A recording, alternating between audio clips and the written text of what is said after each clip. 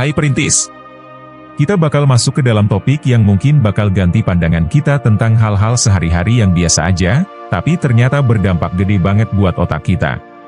Kita mau coba ngeliat kebiasaan-kebiasaan kecil yang sering dianggap sepele tapi punya dampak besar buat organ paling vital dalam tubuh kita, yaitu otak. Di zaman yang semakin terhubung dan terpapar informasi terus-menerus, kita seringkali gak sadar kalau kebiasaan sehari-hari bisa bikin rusak otak kita secara permanen. Mulai dari kecanduan scroll medsos sampai terjerat sama permainan judi slot, semuanya kelihatannya biasa tapi bisa jadi risiko gede buat kesehatan otak kita. Hari ini, mari kita jelajahi kompleksitas otak manusia.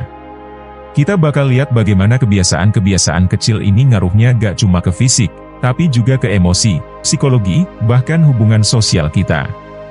Dan gak cuma itu, kita juga bakal bahas solusi dan strategi buat melindungi otak dari risiko-risiko ini. Jadi, siap-siap ya, kita bakal menyelami dunia kompleks otak manusia. Kita bakal gali lebih dalam soal kebiasaan-kebiasaan yang kelihatannya sepele tapi bisa beneran rusak secara permanen. Apa sih yang pertama kali kebayang kalau ngomongin tentang kebiasaan sehari-hari? Pasti scroll medsos.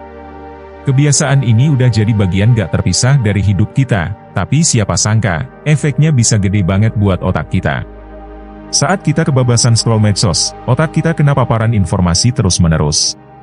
Nah, ini bisa bikin gangguan konsentrasi, turunnya kemampuan memori, bahkan bisa tingkatkan kecemasan loh. Terus, gak cuma itu, kecanduan scroll medsos juga bisa bikin kita jadi kompulsif. Kita jadi kebiasaan buka-buka, ngecek terus, dan otak kita dapat dosis kecil kepuasan dari interaksi sosial virtual. Tapi ya, itu gak sehat banget buat otak kita. Kita juga bisa terjerumus ke dalam perbandingan sosial yang bikin kita merasa kurang berharga atau gak memadai. Jadi, mending nih kita sadar dan filter konten yang kita konsumsi, fokus ke hal-hal yang positif, dan kadang-kadang perlu loh, digital detox buat istirahatkan otak dari paparan media sosial. Selanjutnya, ada topik yang sering jadi tabu, tapi penting banget buat kita bahas, yaitu PMO alias pornografi, masturbasi, dan orgasme.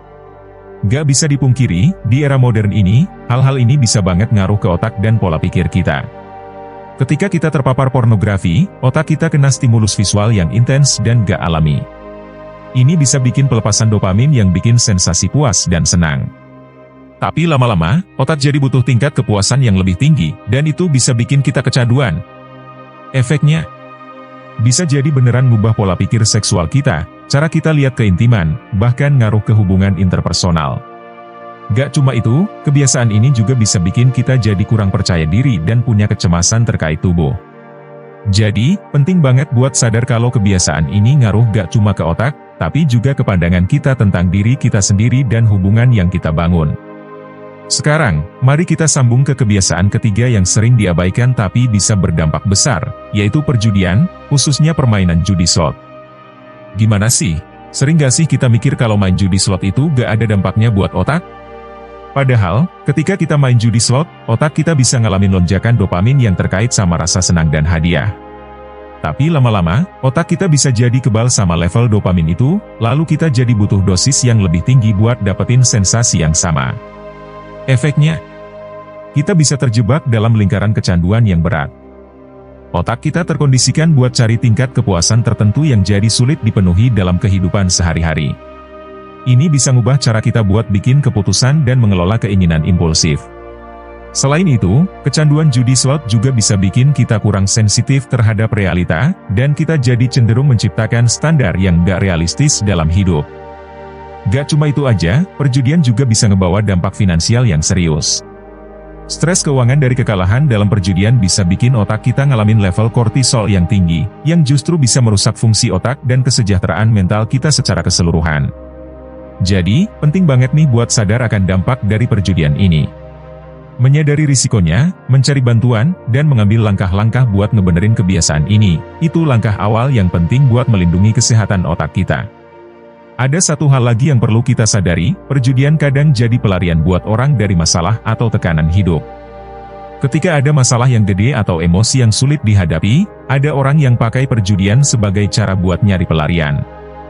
Nah, ini perlu banget kita sadari dan dicari akar penyebabnya, supaya kita bisa lebih siap dan gak terjerumus lagi ke dalam kebiasaan yang bisa berdampak negatif ini. Jadi, intinya di sini adalah, perjudian bukan cuma soal kesenangan sebentar tapi bisa jadi risiko besar buat kesehatan otak kita, baik secara fisik maupun mental. Penting banget buat kita jaga kesehatan otak kita dengan menyadari risiko ini dan mencari cara-cara untuk menghindarinya. Sekarang, dari 3 kebiasaan ini, apa yang lo rasa paling sering bikin kita semua terjerumus?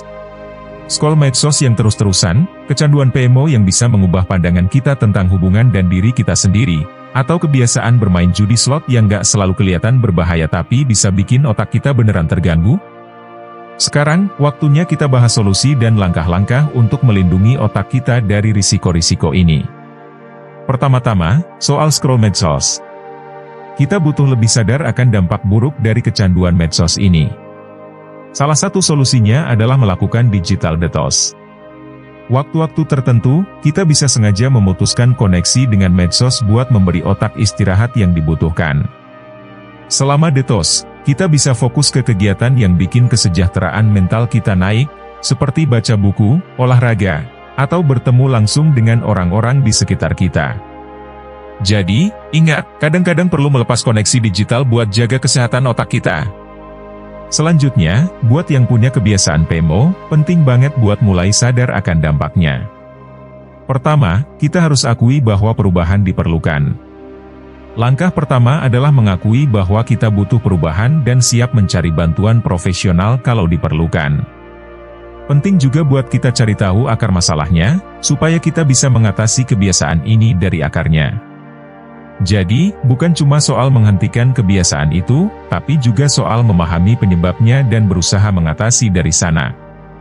Terakhir, untuk melindungi otak kita dari dampak perjudian, kita perlu sadar akan risikonya. Mencari bantuan jika sudah terlanjur terjerumus ke dalam kebiasaan ini adalah langkah penting. Tapi yang lebih penting lagi adalah mengatasi akar masalah yang membuat kita terjerumus ke dalam perjudian. Bisa jadi ada masalah finansial, emosional, atau tekanan hidup yang jadi pemicu. Nah, penting banget kita cari tahu dan hadapi akar masalah itu, supaya kita bisa menghindari terjerumus lagi ke dalam perjudian. Kesimpulannya, semua kebiasaan sehari-hari yang kita anggap remeh bisa jadi punya dampak besar buat otak kita. Tapi kita punya kekuatan buat mengubah hal itu. Kita bisa mulai dengan menyadari dampaknya, mengambil langkah-langkah kecil untuk berubah, dan mencari bantuan jika diperlukan. Selalu ada jalan keluar dari kebiasaan buruk yang bisa merusak otak kita.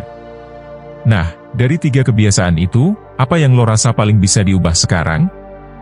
Apakah lo siap untuk mulai membuat perubahan kecil yang bisa jadi besar dampaknya untuk kesehatan otak lo? Ingat, setiap langkah kecil yang kita ambil menuju perubahan itu penting. Kita nggak harus melakukan semua sekaligus, yang penting adalah mulai dari langkah kecil dan konsisten. Jangan takut untuk minta bantuan dan dukungan dari orang-orang di sekitar lo juga. Sekian pembahasan kita tentang kebiasaan-kebiasaan yang bisa merusak otak. Semoga info ini bisa jadi bahan renungan buat kita semua. Jangan lupa, kebiasaan sepele bisa punya dampak besar, jadi mari kita jaga otak kita dengan bijak. Terima kasih telah menyimak pembahasan ini. Kita akan selalu punya kesempatan buat berubah dan jadi versi yang lebih baik dari diri kita sendiri. Keep learning, keep growing, dan selalu jaga kesehatan otak kita. Sampai jumpa di kesempatan berikutnya.